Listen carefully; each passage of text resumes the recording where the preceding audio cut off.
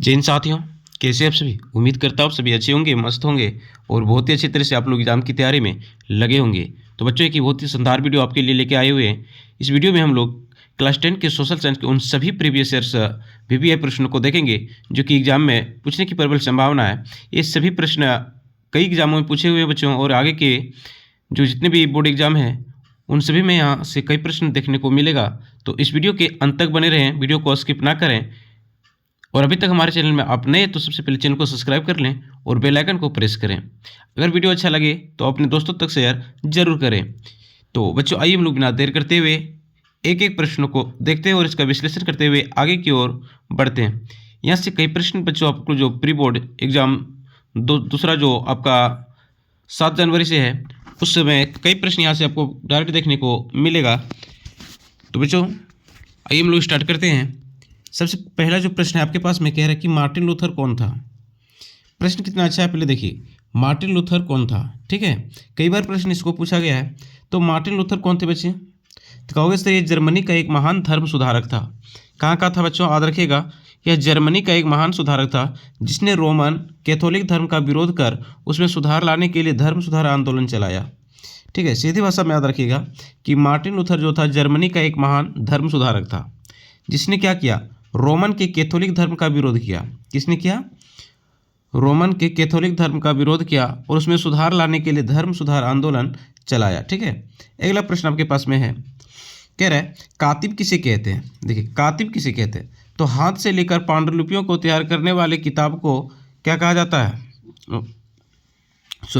हाथ से लिखकर पांडुलिपियों को तैयार करने वाले को क्या कहते हैं, कातिब कहा जाता है। और उसी को हम लोग सुलेखक भी कहा जाता है। ठीक है, मतलब समझिए इसको, जब मुद्रण की तकनीक विकसित नहीं हुआ था बच्चों, ठीक है, उस समय क्या होता था कि किताबों को हाथ से तैयार किया जाता था। किताबों को किससे तैयार किया जाता था, तो कहोगे सर हाथ से तैयार किया जाता था, जिसे पांडुलिपियाँ कहा जाता था। क्या कहते थे, पांडुलिपियाँ कहते थे। ठीक है, तो हाथ से लिखकर जिस पांडुलिपियों को तैयार करने वाले जो होते थे उनको कातिब कहा जाता था। क्या कहते थे, कातिब कहते थे। ठीक है, अगला देखिए क्या सीलिंग सीरीज क्या थी। सीलिंग सीरीज क्या थी, तो सीलिंग सीरीज वे पुस्तकें थी जो सस्ती थी और 1920 के दशक में छापी गई थी जिससे लोग आसानी से इन पुस्तकों को खरीद कर पढ़ सकते थे। मतलब कहने का अर्थ है कि सीलिंग सीरीज वह पुस्तकें थी जो सस्ती थी और 1920 के दशक में छापी गई थी जिसे लोग आसानी से इन पढ़कर तथा इसे खरीद कर पढ़ सकते थे। ठीक है, आपके पास के लिए मुद्रण का अर्थ क्या है, मुद्रण का अर्थ क्या है। ठीक है, तो मुद्रण क्या है, तो मुद्रण का अगर साधारण भाषा में आप लोग बात करें बच्चों तो क्या है, तो छपने की एक कला है। क्या है, छपने की एक कला है। इसमें किताबें, पत्र पत्रिकाएं, अखबार, ठीक है, अन्य जो मशहूर तस्वीरें होती है उनकी नकलें सरकारी सूचनाएं, कैलेंडर, डायरी, विज्ञापन आदि की छपाई में सम्मिलित होते हैं। तो मुद्रण क्या है बच्चों, तो मुद्रण छापने की एक कला है जिसके अंतर्गत किताब, पत्र पत्रिकाएं, अखबार इत्यादि छापी जाती है। प्रश्न बच्चों, ठीक है, जो लघु उत्तरीय प्रश्न है, कह रहा है महात्मा गांधी ने कहा कि स्वराज की जो लड़ाई है वो दरअसल अभिव्यक्ति, प्रेस और सामूहिकता के लिए लड़ाई है। व्याख्या करें। ठीक है, यानी महात्मा गांधी ने ऐसा क्यों कहा कि जो स्वराज की लड़ाई है ये दरअसल में अभिव्यक्ति, प्रेस और सामूहिकता के लिए लड़ाई है। व्याख्या करें। समझे बच्चों, महात्मा गांधी ने स्वराज की लड़ाई को दरअसल अभिव्यक्ति, प्रेस और सामूहिकता के लिए लड़ाई कहा। क्यों, क्योंकि ब्रिटिश भारत की सरकार इन तीनों आज़ादियों को दबाने की कोशिश कर रही थी। कौन कौन सी, स्वराज को, अभिव्यक्ति को और प्रेस। ठीक है, ये तीनों को क्या क्या कर रहा था, तो जो ब्रिटिश सरकार थी इन तीनों आज़ादियों को दबाने की कोशिश कर रही थी। इसलिए महात्मा गांधी ने इनकी स्वतंत्रता के लिए, ठीक है, लड़ाई के लिए, इनकी स्वतंत्रता की लड़ाई के लिए लड़ने कहा। यानी महात्मा गांधी ने स्वराज की लड़ाई को दरअसल अभिव्यक्ति, प्रेस और सामूहिकता के लिए लड़ाई कहा। क्यों, क्योंकि ब्रिटिश भारत की सरकार इन तीनों आज़ादियों को दबाने की कोशिश कर रही थी।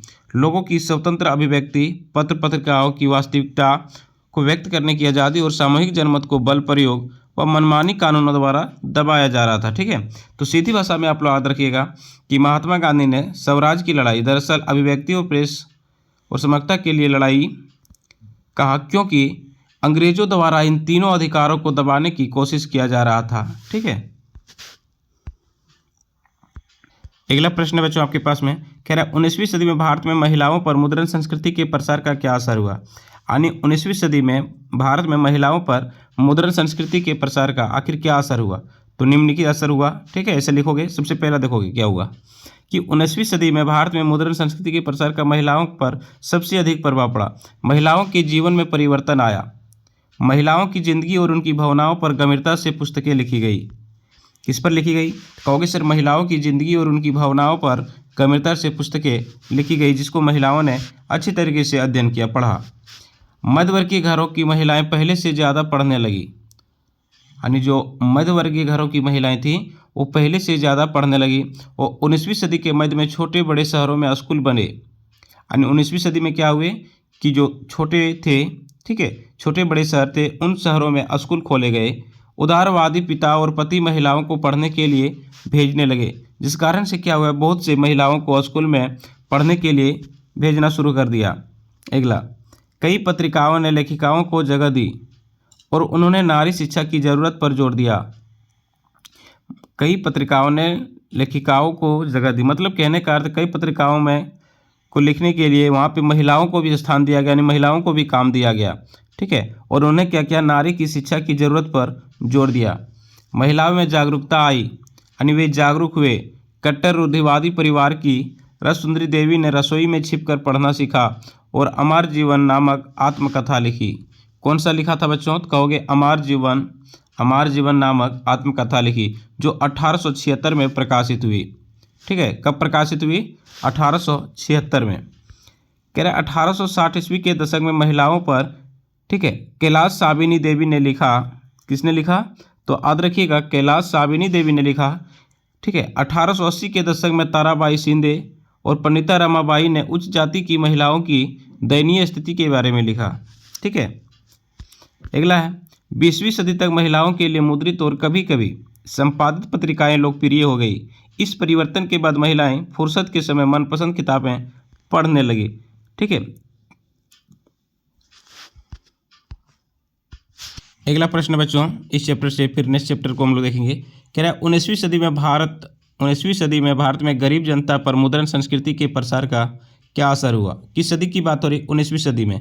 ठीक है, तो 19वीं सदी में गरीब जनता पर जब मुद्रण संस्कृति का प्रसार हुआ तो क्या असर हुआ। ठीक है, तो कोई तो एक असर नहीं हो सकता है, अनेक असर हुआ। सबसे पहले हम लिखेंगे कि अनेक का असर हुआ, सबसे पहला लिखेंगे। ठीक है, भारत के शहरों में काफ़ी सस्ती किताबें चौक चौराहों पर बेची जाने लगी। यानी भारत में क्या हुआ कि जो चौक चौराहे थे, ठीक है, वहाँ पे काफ़ी सस्ती दरों पर किताबें बेची जाने लगी, जिसके कारण गरीब से गरीब लोग भी क्या हुआ, उन किताब को खरीदने लगे और उसको पढ़ने लगे। अगला, 19वीं सदी के अंत तक जाति भेद के बारे में तरह तरह की पुस्तिकाओं और निबंधों पर लिखा जाने लगा। यानी 19वीं सदी के अंत तक क्या हुआ कि जो जाति भेदभाव हो रहा था उनके बारे में किताबों में लिखने लगा, जिसको लोग पढ़ करके जागरूक हुए। ठीक है, अगला कह रहा है 19वीं सदी के उपन्यास लोगों के रोज़मर्रा की ज़िंदगी का चित्रण प्रस्तुत करते थे। यानी 19वीं सदी के जो उपन्यास थे, जो उपन्यास लिखे जाते थे, उनमें लोगों की जो रोज़मर्रा की जो ज़िंदगी का था, ठीक है, उनका चित्रण करने लगते थे। ठीक है, सस्ती पुस्तकों के प्रकाशन से गरीब पाठकों की संख्या में वृद्धि हुई।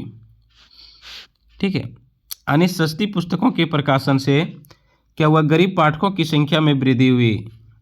अगला, ऊंच नीच, जाति प्रथा एवं धर्म पर लिखे जाने वाले लेख अब भारत की गरीब जनता पढ़ने लगी।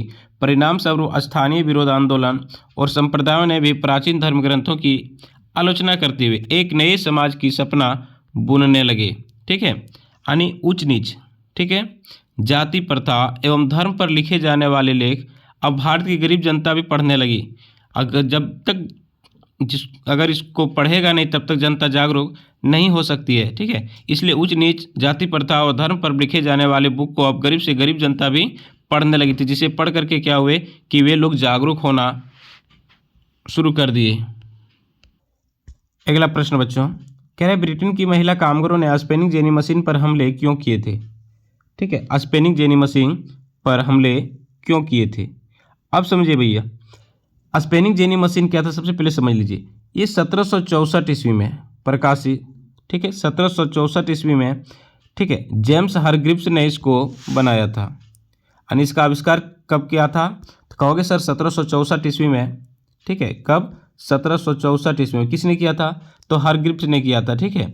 अब ये मशीन क्या करता था, ये ऊन की जो कताई की प्रक्रिया थी वो काफ़ी तेज कर दी थी, यानी जो मजदूर 10 दिनों में कार्य करता था उसको एक ही मजदूर इसको कर देते थे, ठीक है। अब समझेंगे तो क्या हुआ, जब इस मशीन का आविष्कार हुआ तो जो महिलाएं काम करती थी उनको यह डर होने लगी कि ये कहीं ना कहीं हमको बेरोजगार कर रही है। क्या कर रही है, तो कहोगे सर बेरोजगार कर रही है, जिसके डर से महिलाओं ने इस मशीन का विरोध किया और इस पर हमले किए, ठीक है। समझिए इसको पहले देखिए, 1764 में जेम्स हारग्रीव्स ने स्पिनिंग जेनी मशीन का आविष्कार किया। इस मशीन ने कताई की जो प्रक्रिया थी वो तेज कर दी थी, ठीक है। तो यहाँ पे दो सवाल आपसे बन रहा है कि स्पिनिंग जेनी मशीन का आविष्कार कब हुआ था, 1764 ईस्वी में, किसने किया था, कहोगे सर हारग्रीव्स ने किया था। इसका क्या कार्य था, ठीक है, तो ये जो उनकी जो कताई की प्रक्रिया थी उनको तेज करती थी। अब समझिए इस पर हमले क्यों किए गए। स्पिनिंग जेनी मशीन के आ जाने से मजदूरों की मांग घट गई। एक ही पहिया घुमाने वाला एक मजदूर बहुत सारे तकलियों को घुमा देता था और एक साथ कई धागे बनने लगते थे। जब इन मशीनों का प्रयोग शुरू हुआ तो हाथ से ऊन काटने वाली औरतें इस तरह से कि मशीनों पर हमला करने लगी, क्योंकि इस मशीन की वजह से उनका काम छिन गया और इनकी वजह से वे बेरोजगार हो गए। मतलब कहने का अर्थ है बच्चों, सरल भाषा में समझिए, ठीक है। जब स्पिनिंग जेनी मशीन आई तो ये ऊन की कताई की जो प्रक्रिया थी वो तेज कर दी थी। अब जब तेज कर, जहाँ 10 मजदूर की आवश्यकता होता था वहाँ एक ही मजदूर से काम हो जाता था। इस कारण से क्या हुआ कि मजदूरों की मांग जो थी वो घट गई।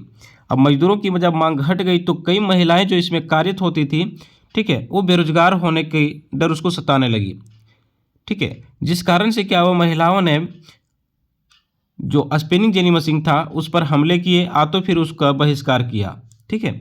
तो आप लोग साधारण भाषा से लिखोगे कि स्पिनिंग जेनी मशीन का महिलाओं ने इसलिए बहिष्कार किया क्योंकि उसको बेरोजगारी की डर सता रही थी, ठीक है। अब बेरोजगारी की डर क्यों सता रही थी, क्योंकि ये जो मशीन थी, ठीक है, कई मजदूरों का काम एक ही मजदूर इसमें कर देते थे, यानी कि उनकी जो कताई की प्रक्रिया थी वो काफ़ी तेज होती थी इस मशीन के द्वारा। प्रश्न बच्चों आपके पास में कह रहा है, महामंदी के कारणों की व्याख्या करें। महामंदी जो 1929 में हुआ था उनके क्या कारण थे, ठीक है, महामंदी के कारणों की व्याख्या करें। तो 1929 के जो महामंदी थी बच्चों, उनके पीछे कई कारण थे। सबसे पहले हम लोग देखेंगे औद्योगिक क्रांति के कारण। जब उद्योग में क्रांति हुआ, अत्यधिक उद्योग स्थापित हुआ, ठीक है, तो उनके कारण अमेरिका तथा ब्रिटेन में बड़े पैमाने पर उत्पादन कार्य होने लगे। यानी जब औद्योगिक क्रांति हुई और इसके तहत कई उद्योग स्थापित किए गए तो अमेरिका और ब्रिटेन में, ठीक है, उत्पादन कार्य काफ़ी तेज़ी से होने लगा। 1930 के दशक तक माल इतना भंडार हो गया, ठीक है, यानी 1930 आते आते इतने माल तैयार हो गए, ठीक है, जिसको खरीदने वाला कोई नहीं था, जिसको खरीदने वाला कोई नहीं। अब समझिए बच्चों, जब अत्यधिक माल उत्पादन करे कोई भी फैक्ट्री करे, ठीक है, और इसका अगर कोई खरीदने वाला ना है तो निश्चित है उसका दाम क्या होता है, घट जाता है, ठीक है। चलिए अगला, कृषि क्षेत्र में अति उत्पादन के कारण कृषि उत्पादों की कीमतें गिरने लगी। यानी जो किसान लोग थे जब अति उत्पादन करने लगे, काफ़ी फसल उत्पादन करने लगे, फसल जब अच्छी उत्पादन हुआ तो क्या हुआ, इनकी दामें घटने लगी, ठीक है, उनकी दामें क्या हुई, घट गई, ठीक है। जिसके कारण क्या हुआ, खरीदारों के अभाव में कृषि उपज नहीं बिक पाया, या तो फिर जैसे मान के लिए अगर अधिक उपज हो गया और जितना उपज है उसका अगर सही से खपत नहीं हो पा रहा था तो क्या वो बहुत से अनाज जो थे, बहुत से जो पदार्थ थे वो सड़ गलने लगे, क्या लगे, सड़ने गलने, कहने का अर्थ है कि वो खराब होने लगी, ठीक है। तीसरा, संकट से पूर्व बहुत से देशों ने अमेरिका से कर्ज लिया था। यानी संकट से पहले जो थे बहुत से देश अमेरिका से कर्ज लिया था। किस देश से लिया था बच्चों, अमेरिका से, जो घटकर केवल चौथाई रह गया था। जो देश अमेरिका कर्ज पर सबसे ज़्यादा निर्भर थे उनके सामने गहरा संकट खड़ा हो गया। यानी बहुत से देश क्या था जो अमेरिका से कर्ज लिया था, अब ये घट करके कितने रह गए थे, मात्र एक चौथाई, यानी कि 25%। कितने पर रह गए थे, 25%। अब इस समझिए, बहुत से देश ऐसे थे जो अमेरिका के कर्ज पर ज़्यादा निर्भर रहते थे। किस पर रहते थे? तो कहोगे सर अमेरिका के कर्ज पर ज़्यादा निर्भर रहते थे, जिस कारण से क्या हुआ कि उनके सामने सबसे गहरा संकट उत्पन्न हुआ। अगला, यूरोप में कई बड़े बैंक धाराशाही हो गए। ठीक है, यूरोप में कई बड़े बड़े जो बैंक थे वो धाराशाही हो गए। कई देशों की मुद्रा की कीमतें बुरी तरह से गिर गई। अमेरिकी सरकार इस महामंदी से अपनी अर्थव्यवस्था को बचाने के लिए आयातित पदार्थों पर 2 गुना सीमा शुल्क वसूल करने लगी। यानी क्या हुआ, ठीक है, कि बड़े बड़े जो बैंक थे यूरोप के वे धाराशाही हो गए। ठीक है, और कई देशों की जो मुद्रा थी उनकी काफ़ी गिरावट आई। जैसे अभी हम लोग का रुपया है, ठीक है, क्या है, रुपया है। आप लोग एक सुने होंगे डॉलर। ठीक है बच्चों, क्या सुना होगा, डॉलर। जैसे कि अभी 1 रुपया जो है, 1 रुपया है वो कितने डॉलर के बराबर है? तो 80 के लगभग में, 80-82 के लगभग डॉलर के बराबर है। ठीक है, यानी इसकी अपेक्षा में हमारी मुद्राएं जो है उनकी कीमत कम है। मतलब इसका 1 रुपया जो है हम, ठीक है, इनका 1 रुपया, ठीक है, हमारी 80 रुपया के बराबर है। कितने के बराबर है? 80 रुपया के बराबर है। चलिए, अमेरिकी सरकार इस महामंदी से अपनी अर्थव्यवस्था को बचाने के लिए आयातित पदार्थों पर 2 गुना सीमा शुल्क लगा दिया। क्या किया? 2 गुना सीमा शुल्क लगा दिया। अमेरिका का एक शेयर बाजार था बच्चों। ठीक है, अमेरिका के एक शेयर बाजार था जो बहुत बड़ा था। ठीक है, तो अमेरिका के शेयर बाजार में शेयरों की कीमत में गिरावट आ गई। अब समझिए, जो अमेरिका की जो शेयर बाजार थे उस शेयर बाजार में घाटा आने लगा। ठीक है, जिनकी वजह से जहाँ जो इसमें क्या बोलते हैं, शेयर थे, यानी कि जो इसमें पैसे इकट्ठे मैंने लगाते थे, ठीक है, उन व्यापारियों का काफ़ी दिक्कत हुआ, उन लोगों को काफ़ी दिक्कत हुआ, यानी घाटा हुआ, जिस कारण से व्यापारी और क्या हो गए, लाखों व्यापारी दिवालिया घोषित हो गए, यानी दिवाला निकल गए। दिवाला निकल गए मतलब उसके पास पैसे नहीं बचे।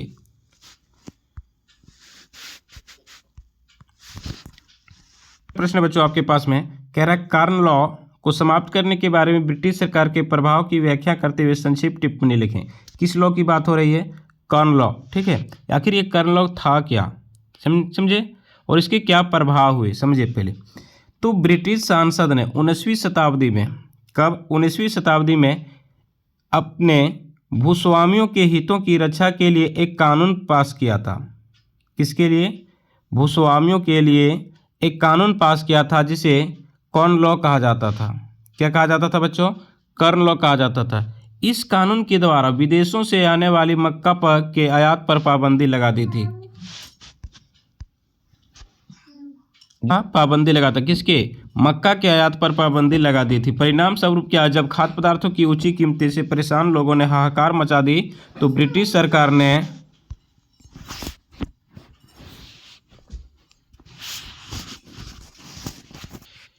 तो क्या हुआ बच्चों, जब काफ़ी लोग परेशान हो गए तो अंततः ब्रिटिश सरकार के खिलाफ विद्रोह करने लगे और अंततः क्या हुआ, ब्रिटिश सरकार ने इस कानून को समाप्त कर दिया। समझे? अब समझेंगे यहाँ इसका क्या प्रभाव हुआ, समझिए यहाँ पे। इस कानून के हटाने के बाद निम्नलिखित प्रभाव पड़े। सबसे पहले खाद्य सामग्री सस्ती हो गई, जिससे साधारण और गरीब जनता भी खूब लाभ हुआ। यानी जब खाद्य सामग्री सस्ता हो गया तो जो गरीब से गरीब और साधारण परिवार के लोग थे, ठीक है, उनको इसका सबसे अधिक लाभ हुआ। जब खाद्य पदार्थों सस्ते दामों में ब्रिटेन आने लगे तो वहाँ के जो भूस्वामी थे वो बर्बाद हो गए, क्योंकि इनकी कीमतों में काफ़ी कमी आ गई थी।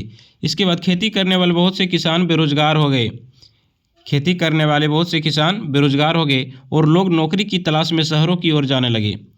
क्यों? क्योंकि जो किसान फसल उत्पादन करते थे उनकी जो उचित मूल्य था वो नहीं मिल पा रहा था, जिसके कारण वे बेरोजगार हो गए और अंततः वे छोड़ करके शहरों की ओर पलायन होने लगे। बच्चों आपके पास में कह रहा, अफ्रीका में रीडर पेस्ट का आना और इनके प्रभाव की व्याख्या करते हुए संक्षिप्त टिप्पणी लिखें। रीडर पेस्ट, तो बच्चों ये रीडर पेस्ट क्या था? तो रीडर पेस्ट एक पशुओं में फैलने वाली प्लेग की तरह घातक बीमारी थी। ठीक है, जिनके कारण क्या हुआ था, काफ़ी पशुओं को, यानी कि काफ़ी पशु मर गए थे। ठीक है, अब समझिए, अफ्रीका में रीडर पेस्ट का आना, ठीक है, रीडर पेस्ट मवेशियों में प्लेग की भांति फैलने वाली एक खतरनाक बीमारी थी जो 1890 के दशक में अफ्रीका में बड़े पैमाने पर फैल गई। कब फैला? तो कहोगे सर 1890 में। ये क्या था? तो रीडर पेस्ट मवेशियों में, यानी कि जानवरों में फैलने वाले एक घातक बीमारी थी। ठीक है, इनके कारण क्या हुआ, इस बीमारी से हजारों लोगों के भाग्य को बदल कर रख दिया। मतलब कहने का अर्थ है बदल कर रख दिया, मतलब कोई अच्छा संकेत नहीं था। मतलब इससे क्या हुआ कि काफ़ी जानवर थे उनकी मृत्यु हो गई, जिनके कारण क्या होता, जो किसान थे जो कि जानवरों पर निर्भर थे उनकी आजीविका एकदम समाप्त हो गई। अफ्रीका महादेश के पूर्वी हिस्से में महाद्वीप प्रवेश करने वाले ब्रिटिश आधिपत्य वाले एशियाई देशों के जानवरों द्वारा यह बीमारी यहाँ पहुंची थी। किसके द्वारा पहुंची थी? ठीक है, तो पूर्वी हिस्से से महाद्वीप प्रवेश करने वाले ब्रिटिश आधिपत्य वाले एशियाई देशों के जानवरों के द्वारा। ठीक है, लगभग 5 वर्ष में अफ्रीका में लगभग 90% पशु इस बीमारी से मारे गए यानी कि मर गए। पशुओं के मारे जाने पर अपनी सत्ता को मजबूत करने तथा अफ्रीका वासियों को श्रम बाजार में धकेलने के लिए वहां के पूंजीपतियों ने, ठीक है, उनके बचे खुचे पशुओं को भी अपने कब्जे में ले लिया। इस प्रकार अफ्रीकी लोगों का दास अथवा गुलाम बनाने के भरपूर मौके उपलब्ध हो गए। सीधी भाषा से याद रखिएगा बच्चों, आपसे पूछा जाएगा कि रीडर पेस्ट क्या था, इनके क्या प्रभाव हुए। तो रीडर पेस्ट क्या था? तो यह पशुओं में फैलने वाली घातक बीमारी थी जो 1890 के दशक में कहाँ पे फैला था? अफ्रीका में फैला था। ठीक है, जिनके कारण क्या हुआ था कि इसमें किसानों की स्थिति काफ़ी दयनीय हो गई थी, क्योंकि जो किसान सिर्फ और सिर्फ जानवरों पर निर्भर थे, जैसे जो दूध निकालते थे उसको बेचते थे। ठीक है, तो जिनके कारण क्या हुआ कि उनकी स्थिति काफ़ी खराब हो गई। ठीक है, क्योंकि उसमें क्या था, तो 90% जो जानवर थे उनकी मृत्यु हो गई थी। कितने परसेंट कहोगे सर? 90, यानी कि 100 में से 90 जानवरों की मृत्यु हो गई थी। अगला प्रश्न बच्चों आपके पास में कह रहा है असहयोग आंदोलन असफल क्यों हुआ। देखिए, असहयोग आंदोलन जो कि महात्मा गांधी के द्वारा शुरू किया गया था 1920 ईस्वी में। ठीक है, असहयोग आंदोलन मतलब क्या? असहयोग करना। जो महात्मा गांधी था उनका मानना था कि जो अंग्रेज है, जो ब्रिटिश सरकार है, वो हमारे ही सहयोग से यहाँ पर अपनी सरकार जो है स्थापित कर पाया। अगर हम उनको सहयोग करना बंद कर दें तो निश्चित है उनकी सरकार जो है एक साल के अंदर यानी कि 1 वर्ष के अंदर वो ढह जाएगी। जिस प्रकार से कोई बालू के मकान बने ढह जाते हैं, उस प्रकार से उनकी साम्राज्य भी क्या होगी? ढह जाएगी। ठीक है, इसलिए महात्मा गांधी ने क्या किया था? असहयोग आंदोलन चलाया था। लेकिन यह असहयोग आंदोलन जो था पूरी तरह से असफल नहीं हुआ। ठीक है, और अंततः महात्मा गांधी को 1922 ईस्वी में क्या किया था? चोरा चोरी घटना के कारण इसको वापस लेना पड़ा था। अब समझेंगे इसको थोड़ा। देखिए, महात्मा गांधी के नेतृत्व में असहयोग आंदोलन पूरे जोर शोर से चल रहा था, किंतु 1922 ईस्वी आते आते आंदोलन धीमा पड़ने लगा। असहयोग आंदोलन के असफल होने के पीछे कई कारण थे। समझिए, सबसे पहला योग्य नेतृत्व का अभाव। सबसे पहला आप लोग लिखोगे योग्य नेतृत्व का अभाव, यानी नेतृत्व करने वाला जो था कोई योग्य व्यक्ति नहीं रहा था। आंदोलन की शुरुआत गांधी जी ने बहुत ही शीघ्रता से किया था। यह आंदोलन देश के कोने कोने में फैलने लगा। लोगों ने अति उत्साह से इस आंदोलन में भाग तो लिया, लेकिन देश के अन्य भागों में योग्य नेतृत्व के अभाव में आंदोलन का सही दिशा नहीं मिल पाई। मतलब महात्मा गांधी था, ठीक है, उसने क्या किया था? उसकी आंदोलन तो किया, मैंने कि आंदोलन की शुरुआत तो किया। अब इस आंदोलन में लोग इतने उत्साहित होकर के भाग लिए, ठीक है, काफ़ी उत्साहित होकर के भाग लिए, और ये आंदोलन क्या है? देश के कोने कोने तक फैलने लगा। लेकिन सभी दिशाओं में उनका नेतृत्व करने वाले जो योग्य नेता थे वो नहीं मिल पाए, जिन कारण से इसका सही मार्ग नहीं मिल पाया और ये लोग जो थे वो भटक गए। अगला आर्थिक कारण। अब आर्थिक कारण क्या था समझिए? विदेशी कपड़ों का बहिष्कार। अब समझिए, असहयोग आंदोलन में क्या था? विदेशी कपड़े को बहिष्कार किया गया। ठीक है, विदेशी जो पद थे उनका बहिष्कार किया गया। विदेशों के जो कार्य थे, जैसे मान के लिए स्कूलों में जाना, स्कूलों में पढ़ना, ठीक है, इसके बाद जो थे क्या बोल सकते हैं उसको, वकीलों ने वकालत करने से मना किया था। तो ये सारे कामों को क्या किया था? बहिष्कार कर दिया था। आप समझिए, अगर मान के चलिए अगर कोई वकील जो है वकालत करने के लिए नहीं जाएगा तो इसका कुछ ना कुछ तो अपने देश में उपाय होना चाहिए ना, अन्यथा ये तो क्या हो गए? बेरोजगार हो गए। अब बहुत से बच्चे क्या हुए? सरकारी जो ब्रिटिश के विद्यालय थे वहाँ पे पढ़ने जाने से इनकार कर दिया, तो फिर उनकी भी कोई औपचारिक तो व्यवस्था अपनी भारत में होनी चाहिए पढ़ने के लिए। बहुत से शिक्षक विद्यालय में जाने से मना कर दिया, तो उनको भी तो अपने विद्यालय में कहीं जो देसी विद्यालय थे वहाँ पे काम मिलना चाहिए। तो अनौपचारिक जो व्यवस्था था वो नहीं होने के कारण क्या हुआ? धीरे धीरे ये आंदोलन फीका पड़ने लगा। आर्थिक कारण में सबसे पहले हम लोग समझिएगा क्या था। देखिए, हम लोग क्या किए थे, तो जो असहयोग आंदोलन था उसमें विदेशी कपड़ों का बहिष्कार किया गया था, और जो अपने देश के खादी कपड़े थे उनका प्रयोग करने के लिए कहा गया था। ठीक है, और एक्चुअली इसमें किया भी गया। जितने भी विदेशी कपड़े थे सबकी होलिका जलाया गया, यानी कि उनको सबको इकट्ठा करके जला दिया गया। अब समझिए, जब विदेशी कपड़ों को जला दिया गया तो अपने देसी कपड़ों का प्रयोग करना चाहिए था। तो देसी कपड़ों खरीदने के लिए क्या था कि ये कपड़ा जो था थोड़ा महंगा होता था, ठीक है। जो ब्रिटिश कपड़े होते थे उससे काफ़ी ज़्यादा ये महंगे होते थे, और एक तो लोगों के पास उतनी व्यवसाय नहीं थी, ठीक है, जिन कारण से क्या हुए उन कपड़ों को वे खरीद नहीं पाए थे, और अंततः धीरे धीरे क्या हुए कि ये भी विदेशी कपड़े पुनः फिर खरीदना प्रारंभ कर दिया। देसी कपड़ों का बहिष्कार बड़े पैमाने पर किया गया था, लोगों की खादी का प्रयोग करने के लिए प्रेरित किया था। लेकिन खादी का कपड़ा मिलों में भारी पैमाने पर बनने वाले कपड़ों की अपेक्षा काफ़ी महंगा था। अब गरीब इसे खरीद नहीं सकते थे, जिस कारण से क्या हुआ, जल्दी ही बहिष्कार की उमंग फीकी पड़ गई। मतलब कहने का अर्थ है कि पुनः जो थे भारतीय लोग जो विदेशी कपड़े थे उनको खरीदना प्रारंभ कर दिया। अगला, वैकल्पिक व्यवस्था का अभाव। वैकल्पिक व्यवस्था का अभाव जो हमने पहले बताया बच्चों कि ब्रिटिश संस्थानों का बहिष्कार तो कर दिया गया, ठीक है। अब जब बहिष्कार कर दिया, जैसे बहुत से स्कूलों में बच्चे पढ़ने से जाने से इनकार कर दिया, शिक्षक पढ़ाने से इनकार कर दिया, ठीक है, जो वकील थे वो वकालत करने से इनकार कर दिए, तो उनकी कोई वैकल्पिक व्यवस्था होनी चाहिए। यानी अपने देश में वैकल्पिक व्यवस्था नहीं होने के कारण क्या हुआ, पुनः वे लोग फिर उसी पुराने संस्थानों में लौटना प्रारंभ कर दिया, जिस कारण से ये आंदोलन क्या हुआ, असफल हुआ, ठीक है। अगला क्या था बच्चों, सबसे मेन जो कारण था हिंसा का मार्ग अपनाना। यानी महात्मा गांधी ने आंदोलन जब शुरुआत की थी तो उसका कहना था कि इस आंदोलन को हम हिंसात्मक रूप नहीं देंगे और अहिंसा के द्वारा ही सरकार को हिलाने का प्रयास करेंगे। लेकिन क्या हुआ था बच्चों, 1913 ध्यान दीजिए, यानी कि चोरा चोरी कांड हुआ था।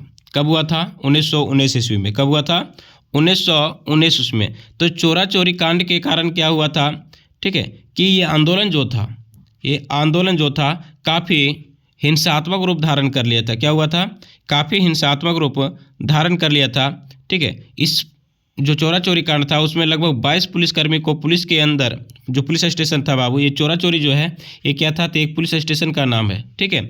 अब यहाँ से क्या होता है, एक जुलूस गुजर रहा था। क्या होता, एक जुलूस गुजर रहा था जिसे पुलिसकर्मियों ने रोकने का प्रयास किया। इसी गुस्साए लोगों ने क्या किया कि इन पुलिसों को पुलिस स्टेशन में बंद करके वहाँ पे आग लगा दिया। क्या किया, आग लगा दिया, जिसमें से कुछ 22 पुलिसकर्मी जो थे वो घायल हो गए थे, यानी कि मर गए थे, सीधे बोले मर गए थे। इस घटना के बाद क्या हुआ कि यह पूरे जो था हिंसात्मक रूप धारण कर लिया था, जिस कारण से महात्मा गांधी अहिंसा से हिंसात्मक होते देख तुरंत इसको वापस लेने का फैसला किया था, ठीक है।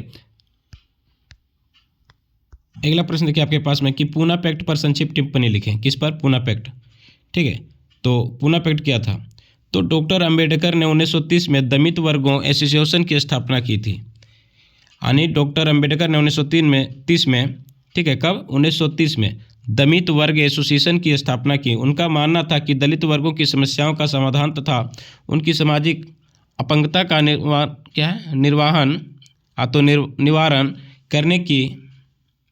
निवारण केवल राजनीतिक सशक्तिकरण के द्वारा ही किया जा सकता है।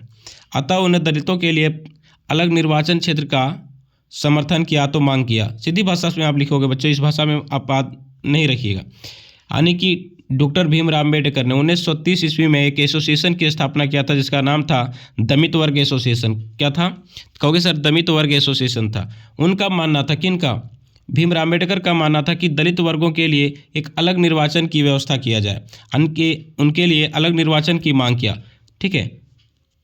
चलिए दूसरा, इस विषय पर गांधी जी ने उनके गंभीर विवाद हुआ। यानी इस विषय पर गांधी जी से उनका क्या हुआ, गंभीर विवाद था कि गांधी जी का मानना था कि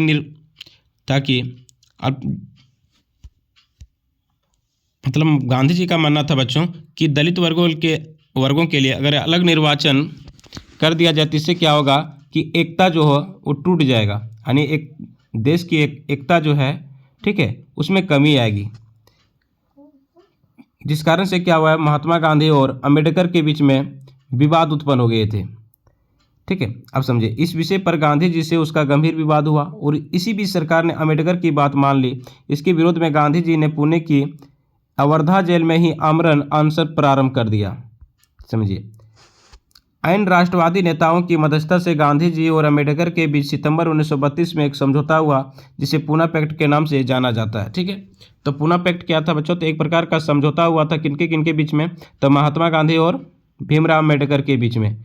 ठीक है, चलिए, इस समझौते के अनुसार दलित वर्ग को प्रांतीय एवं केंद्रीय विधायी परिषदों में आरक्षित सीटें मिल गई। ठीक है, यानी इस समझौते के अनुसार दलित वर्ग जो था उनको प्रांतीय एवं केंद्रीय विधायी परिषदों में आरक्षित सीटें मिल गई, परंतु निर्वाचन समान प्रणाली के आधार पर किया जाएगा। दलितों को शिक्षा के लिए आर्थिक सहायता देने के लिए पूना पैक्ट में शर्तें रखी गई। प्रश्न बच्चों आपके पास में कह रहा है 1815 की वियना संधि के क्या उद्देश्य थे? यानी 1815 की वियना संधि उनके क्या उद्देश्य थे? तो 1815 की जो वियना संधि थी उनके निम्नलिखित उद्देश्य, सबसे पहला उन कई सारे बदलाव को ख़त्म करना जो नेपोलियन युद्धों के दौरान हुए थे। यानी नेपोलियन युद्ध के दौरान जो बदलाव किए गए थे उन बदलाव को ख़त्म कर देना था। बुर्बो वंश का पुनः सत्ता में बहाल करना था। क्या था? किस वंश की? बुर्बो वंश की। बुर्बो वंश को पुनः सत्ता में बहाल करना था। फ्रांस की सीमाओं पर कई राज्य कायम करना ताकि भविष्य में फ्रांस विस्तार ना कर सके। यानी फ्रांस की सीमाओं पर कई राज्य को कायम करना ताकि भविष्य की फ्रांस में कोई विस्तार ना कर सके। ठीक है, प्रश्न है आपके पास में, कह रहे मेजिनी कौन था? मेजिनी कौन था? मेजिनी इटली का एक क्रांतिकारी राष्ट्रवादी व्यक्ति था। कहाँ का था बच्चों? तो कहोगे सर मेजिनी जो था इटली का एक क्रांतिकारी और राष्ट्रवादी व्यक्ति था जिनका जन्म 22 जून 1807 ईस्वी में जेनेवा में हुआ था। कहाँ पे हुआ था? आपसे पूछ लिया जाएगा कि मेजिनी का जन्म कब हुआ था और कहाँ हुआ था। तो मेजिनी का जन्म कब हुआ था? तो कहोगे सर 22 जून 1807 में। 22 जून 1807 में हुआ था। कहाँ पे हुआ था? 22 जून 1807 में। ठीक है, कहाँ पे हुआ था? तो जेनेवा में हुआ था। याद रखिएगा, जेनेवा में। कहाँ पे? जेनेवा में हुआ था। वह कार्बोनारी नामक गुप्त क्रांतिकारी संगठन का सदस्य था। किस संगठन का सदस्य था? तो कार्बोनारी। ठीक है, याद रखिएगा, कार्बोनारी नामक गुप्त क्रांतिकारी संगठन का सदस्य था तथा 1831 में उसने यंग इटली और यंग यूरोप नामक दो भूमिगत संगठनों की स्थापना किया था। आपसे पूछ लिया जाता है कि यंग इटली, ठीक है, यंग इटली की स्थापना किसने किया था? किसने किया था? मेजिनी ने किया था।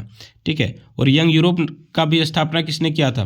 तो मेजिनी ने ही किया था। ठीक है, पास में कह रहा है नेपोलियन बोनापार्ट कौन थे? तो नेपोलियन बोनापार्ट कौन थे बच्चों? तो यह फ्रांस का एक महान सेना नायक था। कहाँ का? तो कहोगे सर ये फ्रांस का एक महान सेना नायक था। कहाँ का? फ्रांस का, जिनके नेतृत्व में फ्रांस ने अनेक विजय प्राप्त किए। बाद में उसे 1804 में फ्रांस का सम्राट घोषित किया गया। यानी नेपोलियन को फ्रांस का सम्राट कब घोषित किया गया? कई बार प्रश्न को पूछा गया है। तो कहोगे सर 1804 ईस्वी में घोषित किया गया। उसके द्वारा उदारवादी शासन व्यवस्था के लिए बनाई गई आचार संहिता काफ़ी फेमस है, यानी कि प्रसिद्ध है। ठीक है, चलिए अगला प्रश्न है बच्चों आपके पास में, कह रहा है 1848 ईस्वी के फ्रांसीसी क्रांति के क्या कारण थे? यानी 1848 ईस्वी के जो फ्रांसीसी क्रांति हुए उनके पीछे क्या कारण थे? तो 1848 के फ्रांसीसी क्रांति के प्रमुख कारण निम्नलिखित है। सबसे पहला मध्य वर्ग के शासन का प्रभाव। किस वर्ग का? तो कहोगे सर मध्य वर्ग के शासन का प्रभाव हुआ। दूसरी बात, राजनीतिक दलों के संगठन का अभाव था। तीसरा क्या था? तो समाजवाद का प्रसार। ठीक है, चौथा क्या था? तो लुई फिलिप की नीति। ठीक है, किसकी? लुई फिलिप की नीति। याद रखिएगा, इस क्रांति का सबसे प्रमुख कारण लुई फिलिप की नीति और जनता में उसके प्रति असंतोष था। वह जनता की तत्कालीन समस्याओं को सुलझाने में असमर्थ था। ठीक है, लुई फिलिप के निरंकुशवाद से वहाँ मध्य वर्ग का प्रभाव बढ़ता जा रहा था। उदारवादी मध्य वर्ग के लोगों ने संविधानवाद की मांग की और राष्ट्रीय एकीकरण के मार्ग से जोड़ दिया। ठीक है, काफ़ी इंपॉर्टेंट प्रश्न है, कई बार पूछा गया है। ठीक है, कह रहे मरियान और जर्मनिया कौन थे? जिस तरह उन्हें चित्रित किया गया उनका क्या महत्व था? ठीक है, यानी मरियान और जर्मनिया, ठीक है, कौन थे, उनको जिस प्रकार से चित्रित किया गया था उनका क्या महत्व था?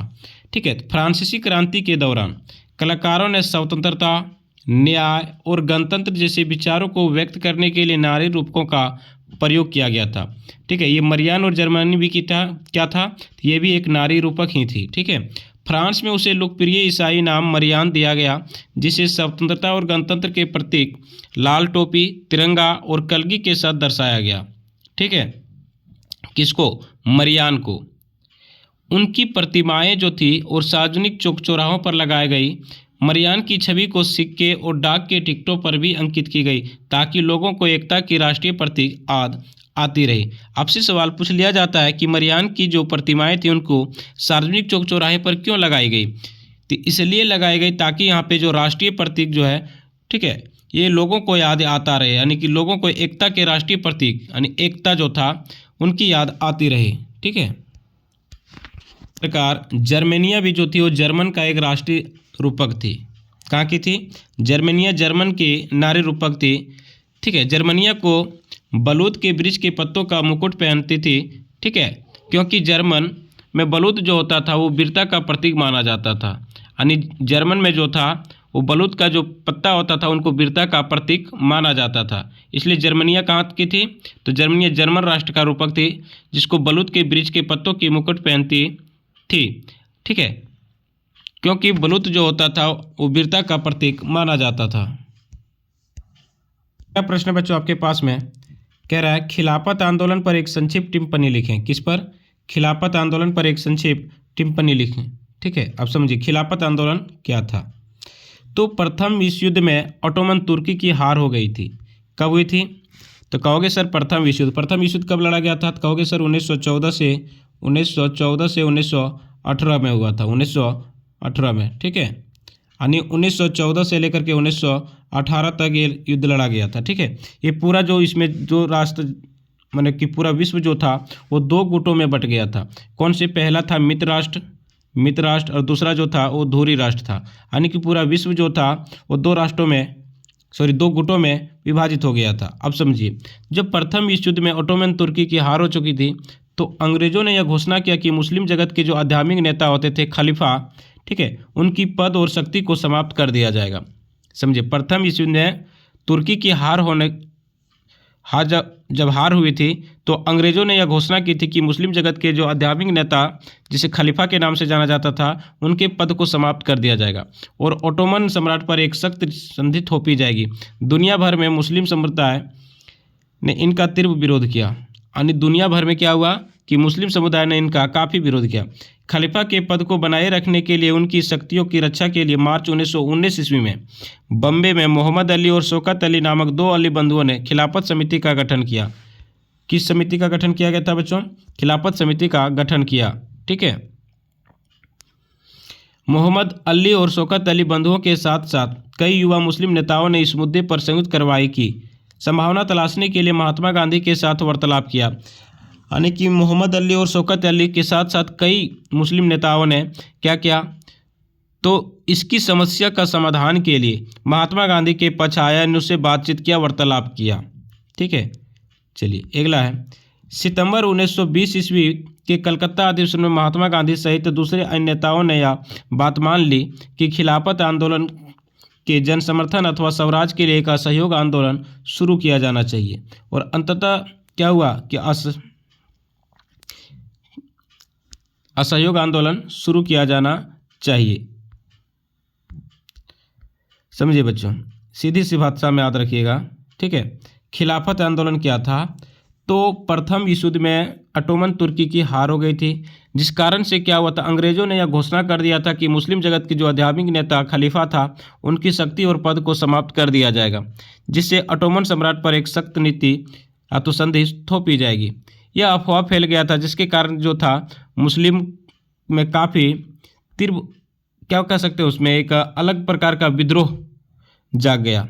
ठीक है, और ये जो खलीफा का पद था उनका समाप्त होने के डर से मोहम्मद अली और शौकत अली, कौन? मोहम्मद अली और शौकत अली, समझे, इस दोनों ने एक समिति का गठन किया था, जिस समिति का नाम क्या था? खिलाफत समिति का गठन किया गया था।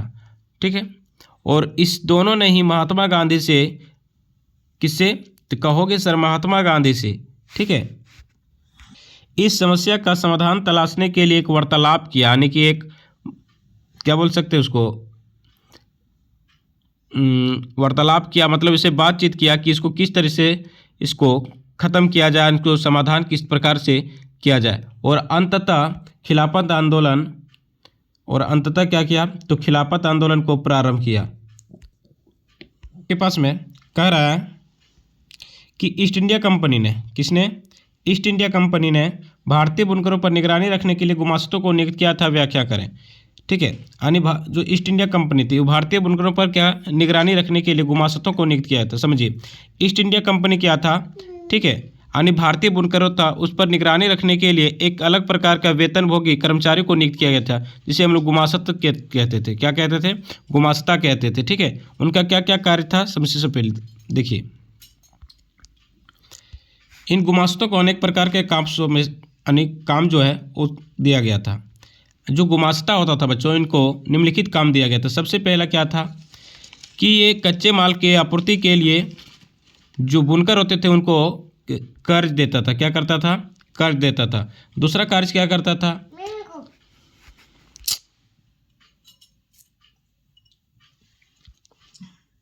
ये बुनकरों पर निगरानी रखना। क्या था, बुनकरों पर निगरानी रखना।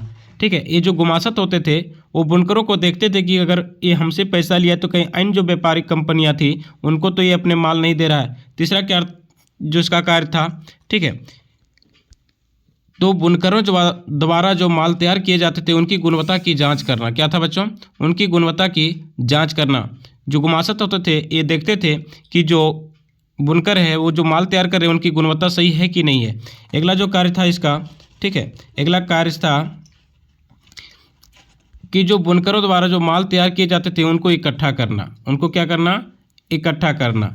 ठीक है, यानी जो बुनकर द्वारा माल तैयार किए जाते थे उन मालों को ये इकट्ठा करके लाते थे। अगला था कि बुनकरों